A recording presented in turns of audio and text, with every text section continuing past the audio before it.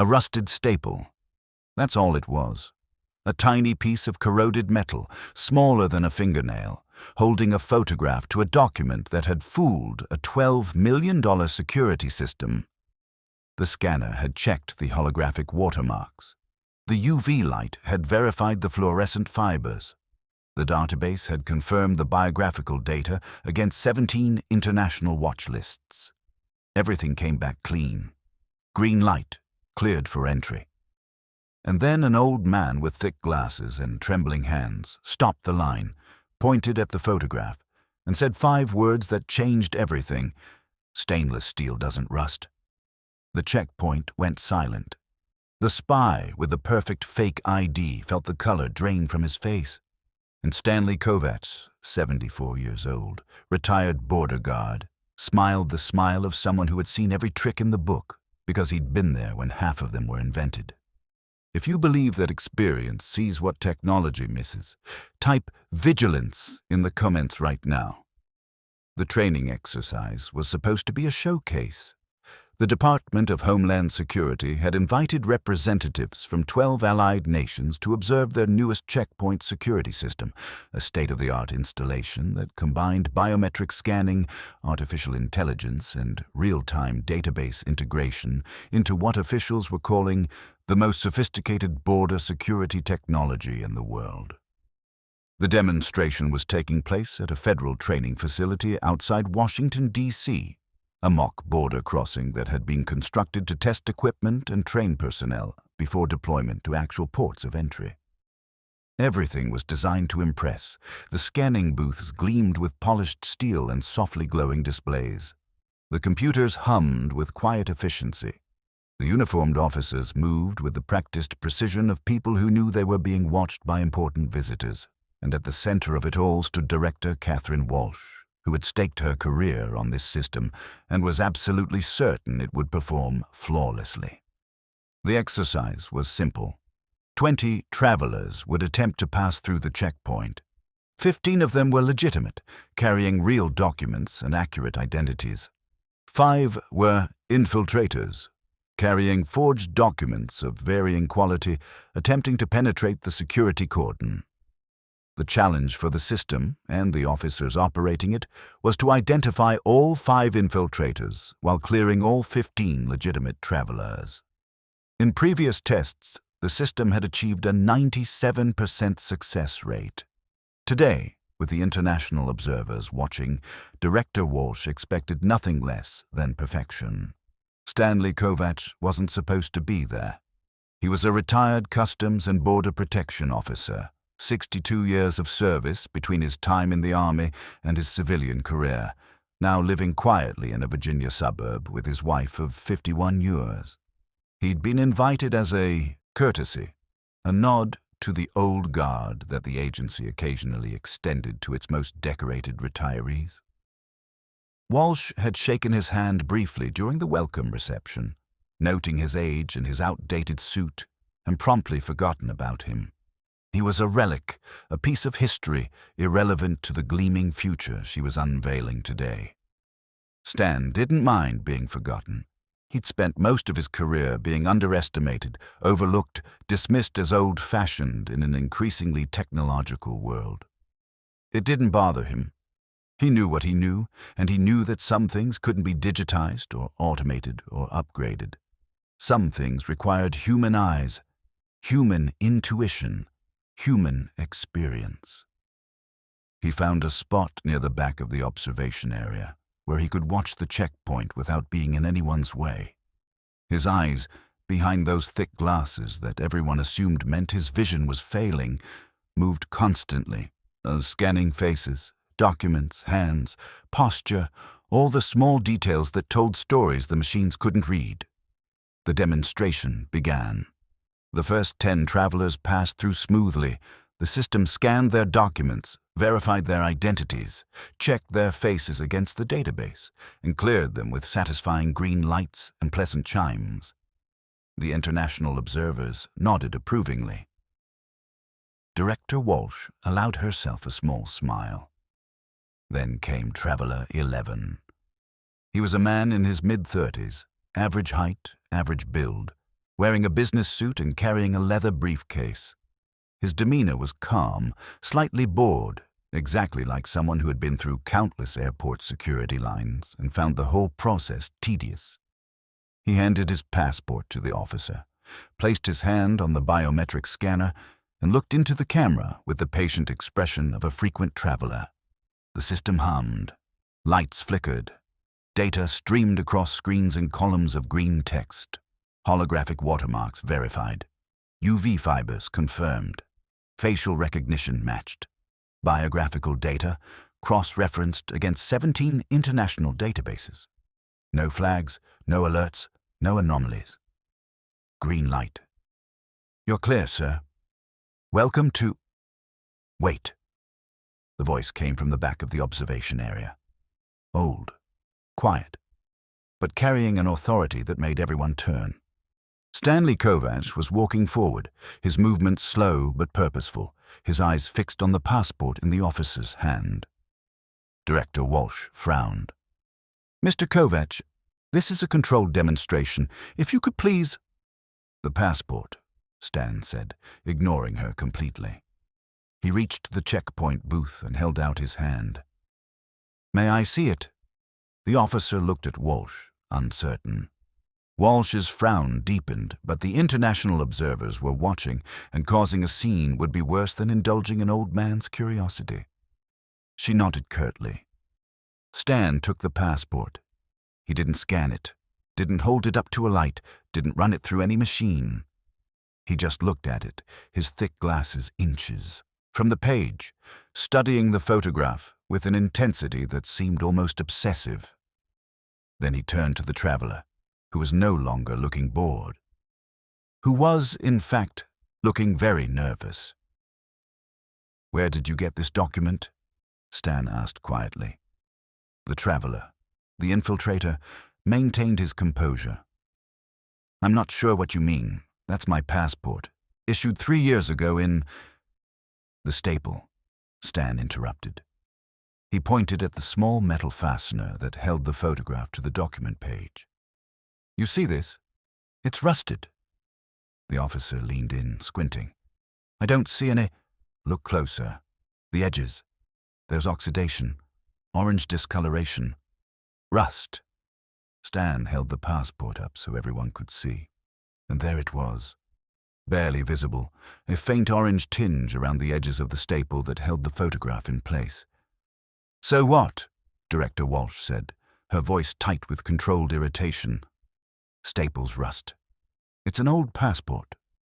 "No," Stan said. He looked at her with those sharp eyes that everyone had assumed were failing. "Passport staples don't rust. They're made of stainless steel specifically to prevent corrosion. Every legitimate passport-issuing authority in the world uses stainless steel staples because rust would damage the document and raise questions about authenticity." He turned back to the infiltrator, who had gone very pale. "This staple is ordinary carbon steel. It rusted because it's been exposed to humidity, which means this photograph was attached by someone who didn't have access to proper passport manufacturing materials." He smiled slightly. "The document is a forgery. A very good forgery, good enough to fool your machines, but not good enough to fool someone who knows what a real passport looks like." Silence. Complete, absolute silence. The international observers were staring. The officers were frozen. Director Walsh looked like someone had slapped her across the face, and the infiltrator, who was actually a CIA operative named Marcus Webb, playing the role of a foreign spy for the purposes of this exercise, slowly raised his hands in surrender. "He's right," Webb said. "The document is a forgery, our best work. It passed every electronic test we could devise." He looked at Stan with something like awe. "How did you know about the staples?" Stan handed the passport back to the officer. "I spent 40 years looking at documents, real ones and fake ones.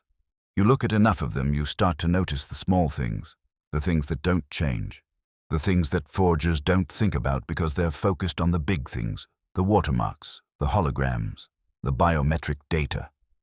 He shrugged. "Everyone thinks about the technology. Nobody thinks about the staples." Director Walsh recovered enough to speak. Mr. Kovacs, I appreciate your observation, but this was a controlled exercise. The infiltrator would have been identified through subsequent screening procedures. Would he? Stan interrupted, and there was something in his voice that made Walsh stop mid-sentence. Your system cleared him. Green light. If I hadn't been here, he would have walked through that checkpoint and into the country. All your technology, all your databases, all your artificial intelligence, and a 50-cent staple beat all of it. He looked around at the assembled observers, the international security experts who had come to see the future of border protection. Machines are tools, good tools, useful tools, but they only catch what they're programmed to catch. They don't see, they don't think, they don't notice the small thing that doesn't fit. That's what humans do. That's what humans have always done. And the moment you forget that, the moment you trust your machines more than your eyes, that's when the forgers win. The demonstration continued, but the mood had changed. The remaining 4 infiltrators were caught. 3 by the machines, 1 by the officer who had decided to actually look at the documents instead of just scanning them. But everyone knew that the headline of the day wasn't the technology that had worked. It was the technology that had failed, and the old man who had succeeded where millions of dollars of equipment had not. After the exercise, the international observers surrounded Stan like graduate students around a visiting professor. They wanted to know how he'd spotted the staple. They wanted to know what else to look for. They wanted to know everything about a skill that their countries had apparently been neglecting in the rush to automate and digitize and modernize. Stan answered their questions patiently, drawing on 4 decades of experience to explain the art of document examination. The best forgers focus on what they can see, he explained. Holograms, watermarks, security threads. These things are hard to replicate, so they spend all their time and money getting them right, but they forget about the things they can't see. The weight of the paper, the texture of the binding, the type of ink, the kind of staple. These details seem insignificant, but they're actually the hardest things to fake because they require access to specific materials that legitimate governments control. He held up the fake passport, which had been tagged as evidence.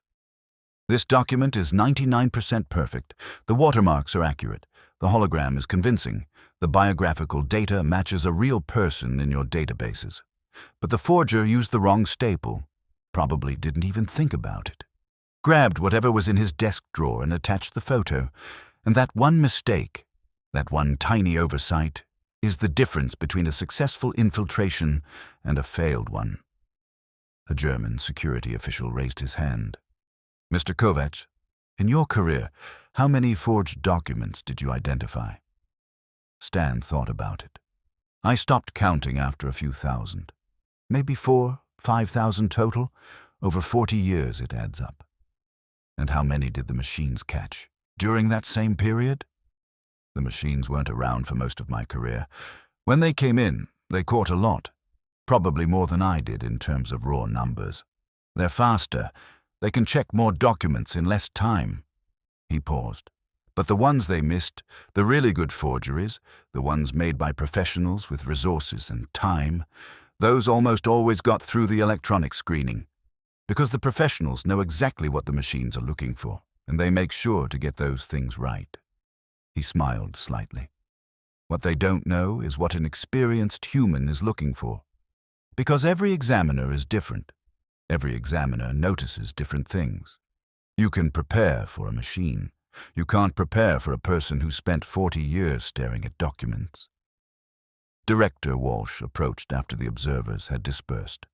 Her earlier irritation had faded, replaced by something more complicated, professional respect mixed with personal discomfort. Mr. Kovacs, I owe you an apology. I underestimated you.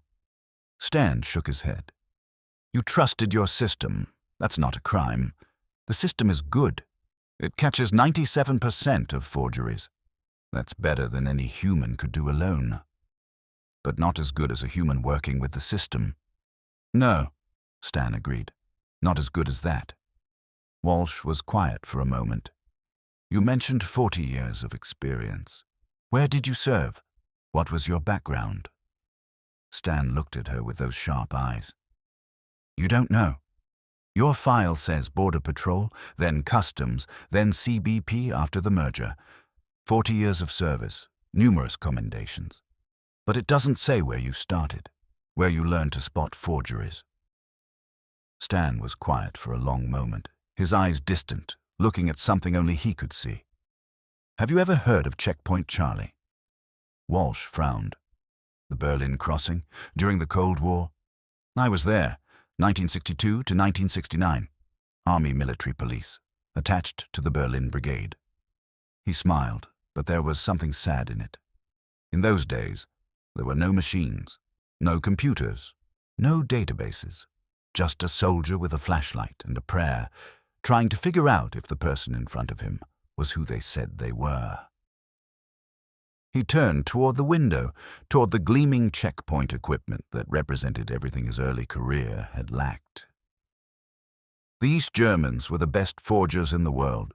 The KGB trained them, supplied them, gave them every resource they needed. Their documents were perfect, or as close to perfect as human hands could make, and we had to catch them with nothing but our eyes and our experience. How? Walsh asked. How did you catch them?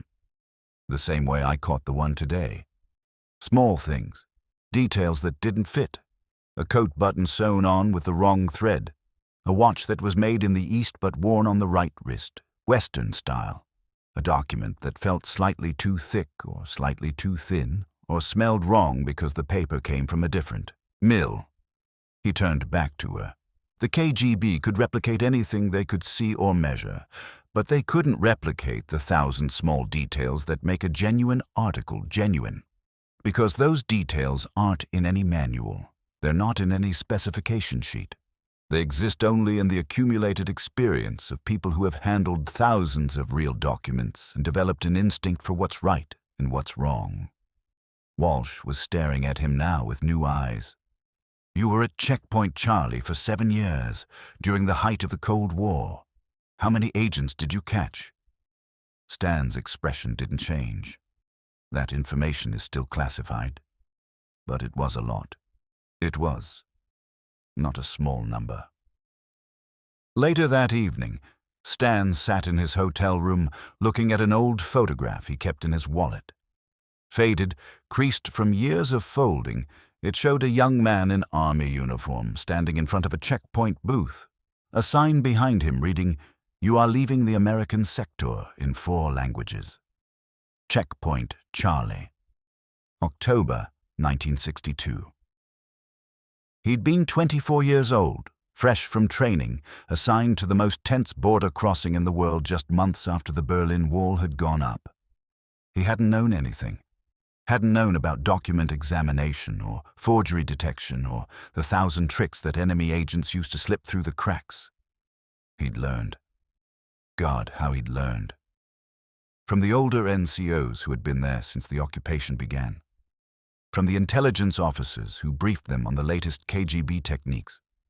From the mistakes, his own and others, that sometimes let the wrong people through and sometimes stopped the wrong people too. And from the documents themselves, thousands upon thousands of passports and identity cards and travel permits, each one a puzzle to be solved, each one potentially the difference between catching a spy and letting one escape.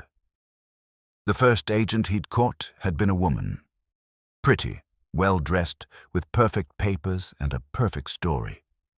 She was supposed to be a West German secretary returning from visiting family in the East. Everything checked out.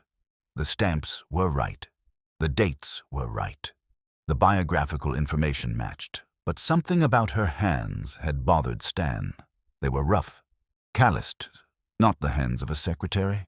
The hands of someone who worked with them, maybe a farmer, maybe a factory worker, certainly not someone who spent their days typing letters. He delayed her while his sergeant called for backup. She'd broken and run before they could question her properly, confirming everything Stan had suspected. They never found out who she really was, but they found the microfilm sewn into her coat lining. After that, Stan had paid attention to hands. The second agent had been a businessman. Expensive suit, leather briefcase, confident demeanor. His passport was flawless. One of the best forgeries Stan had ever seen, so good that the document examiner who reviewed it later said it would have fooled most experts. But the man's shoes were wrong. They were well made, obviously expensive, but they were made in the Eastern style, with a particular type of stitching that Western manufacturers didn't use. A small thing, a meaningless thing to anyone who didn't know what to look for. But Stan had spent hours studying the differences between East and West German products, shoes, clothes, watches, even cigarettes, because those differences were sometimes the only way to catch someone whose papers were perfect. The businessman turned out to be a Stasi officer, attempting to infiltrate a West German intelligence operation. After that, Stan had paid attention to shoes. Over 7 years, he'd developed a sixth sense for deception. Not anything mystical, just the accumulated weight of thousands of observations, thousands of documents, thousands of small details that added up to an instinct for what was genuine and what was fake. He couldn't always articulate why something bothered him. Sometimes it was just a feeling, a wrongness that he couldn't explain but had learned to trust. And when he trusted that feeling, he was almost always right. He'd carried that instinct with him through 40 years of civilian service, applying it to drug smugglers and human traffickers and terrorists who used forged documents to move across borders. The technology had changed. The documents had become more sophisticated. The forgeries had become harder to detect. But the fundamental skill, the ability to see what didn't fit, to notice the small thing that everyone else missed, that had never changed. That was the one thing that couldn't be automated or upgraded or replaced.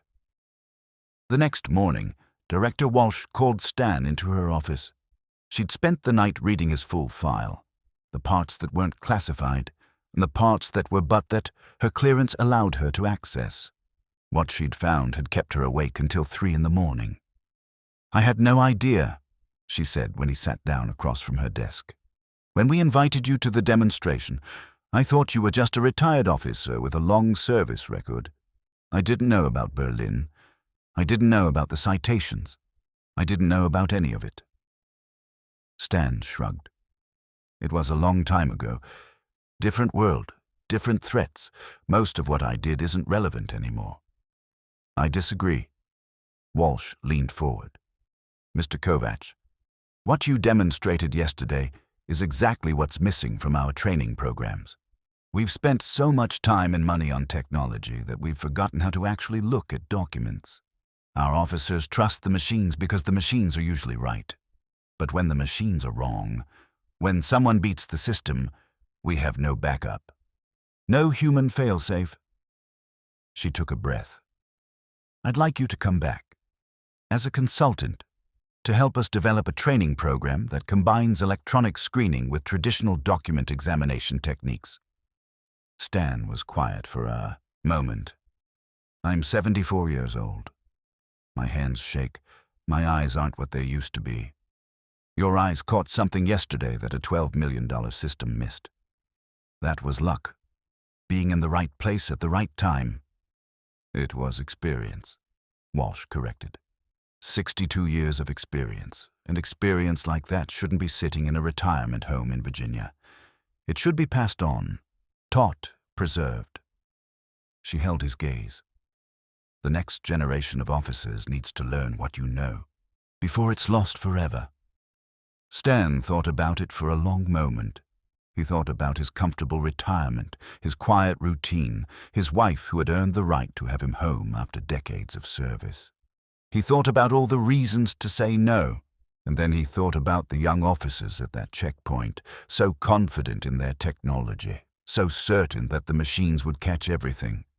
He thought about the infiltrators who would come in the future, the ones with perfect documents and perfect stories and imperfect details that only a trained human eye could catch. He thought about what would happen when those infiltrators succeeded. "I'll need an assistant," he said finally.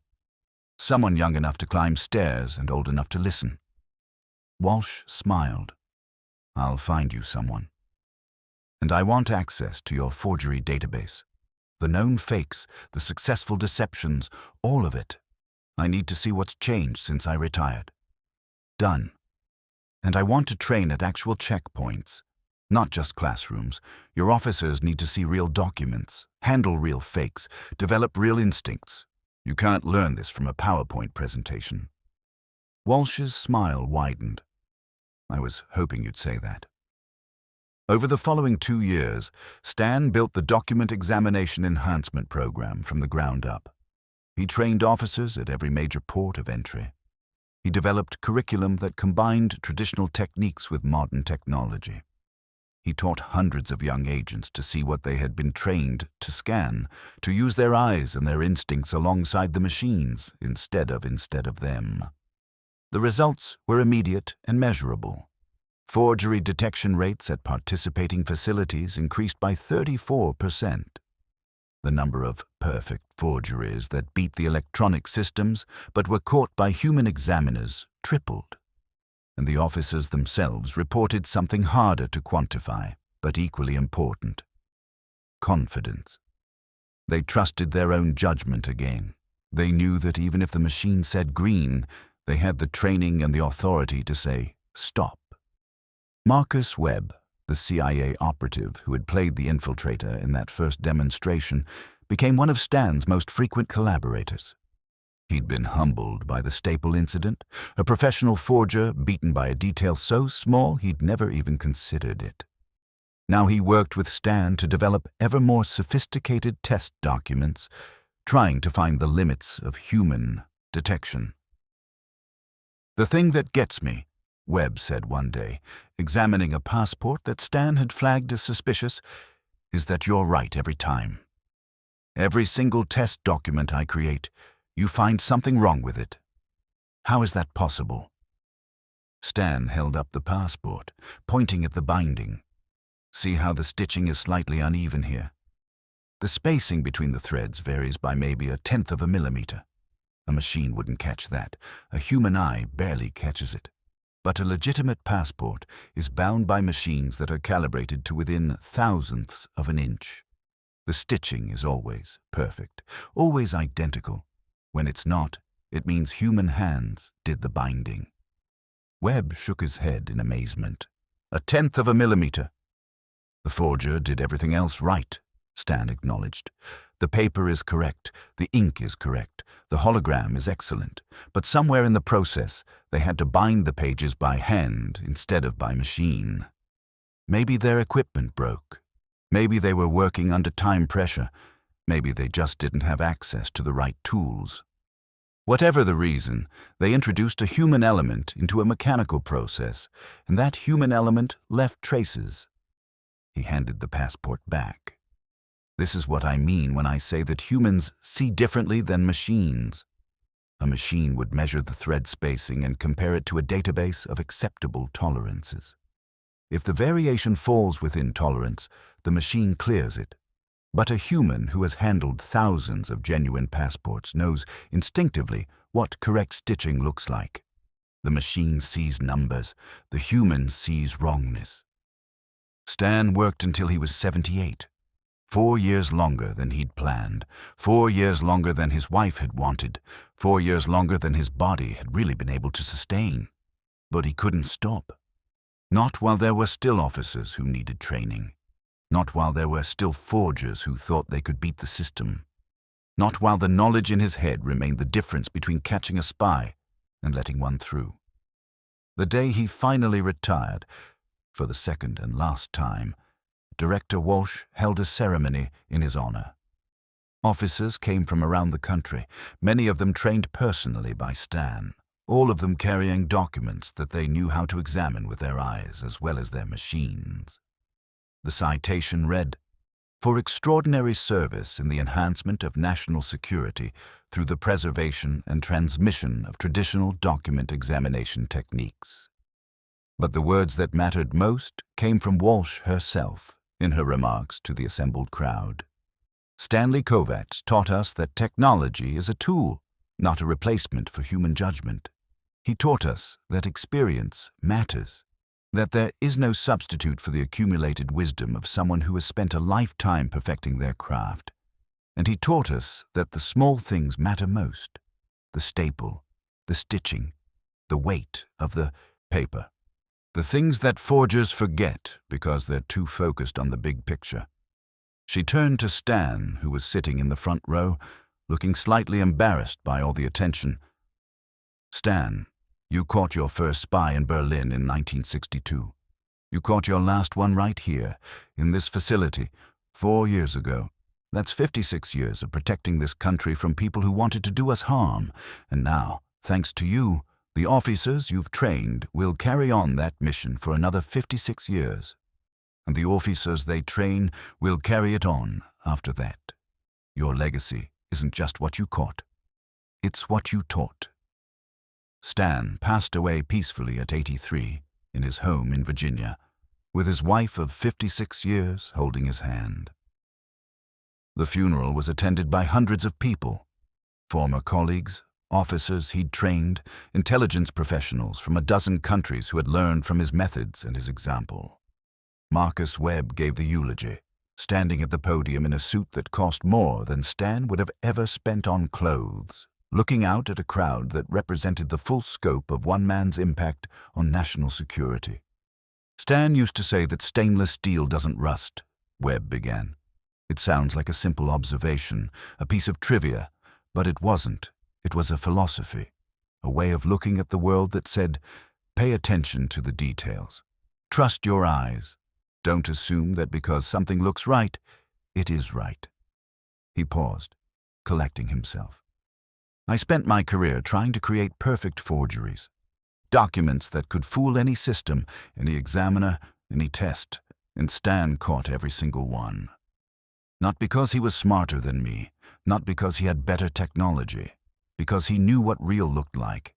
He knew it in his bones, from 62 years of looking at documents and handling documents and thinking about documents. That knowledge couldn't be programmed or downloaded or upgraded.